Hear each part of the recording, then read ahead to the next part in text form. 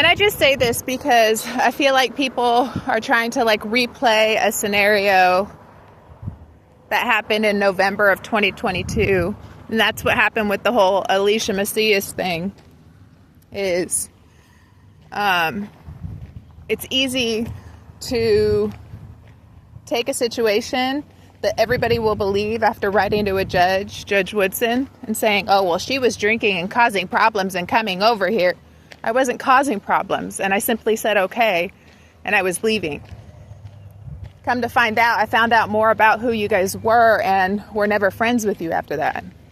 But that's the truth, even though I still fully agree that Chris Burns should be charged for what he's on trial for, because I've encountered him in other situations where he's just disgusting. I'm surprised he even saved my life, to be quite honest with you. But I'm just going to tell the truth. It doesn't matter where I stand today. That's the whole point of this, is like, I'm not saying this to protect anybody. I'm saying what happened.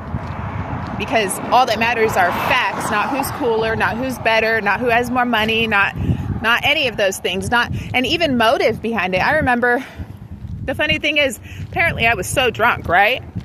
But yet, I remember every fact that happened, and then I remember going home and being on the phone with my mom, and being on the phone with Gary, and being on the phone and telling them all what happened and wanting to get the hell out of that town at that moment. But what Paris, Texas like to do is replay a situation that they felt I should have been blamed for. So they caused Alicia Macias to come in, bust my face open, pull all my hair out, and knowing that I needed medical attention, those same cops that planned it with her were the same cops that pulled me over, also the same cops that thanked her and her husband for their service. After seeing all the damage that was caused and the window that was busted, it's like they purposely did it to try to get a reaction, to see if they could catch me in anything that they could catch me in, because I wasn't prosecuted for something that happened.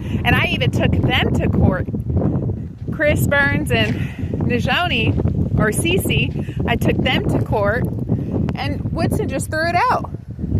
Probably because Niz was the one who started the fight. And to be quite honest with you, at this point, this is more about just telling the truth to people, not who I favor over anybody else. But that's what Paris, Texas was doing, is replaying things that they felt I should have been at fault for. And yet they didn't even know the full story. And because you have a majority of people saying one thing, and then I'm like this loner who is being attacked left and right for things that people assumed I did, that's not fair. That's not fair at all. And I don't even know, the damage to their car is not consistent with the damage to mine. Sometimes I think maybe they took a baseball bat to their stuff just to see how they could get me in jail.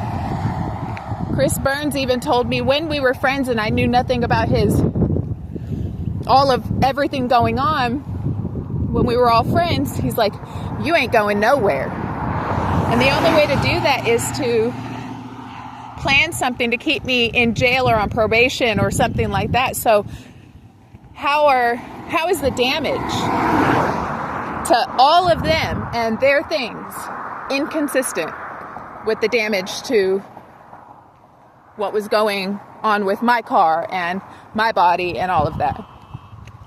Like when Niz was swinging at me, I had bruises from my knees down because she was punching at my shins. And my feet were just swollen with bruises.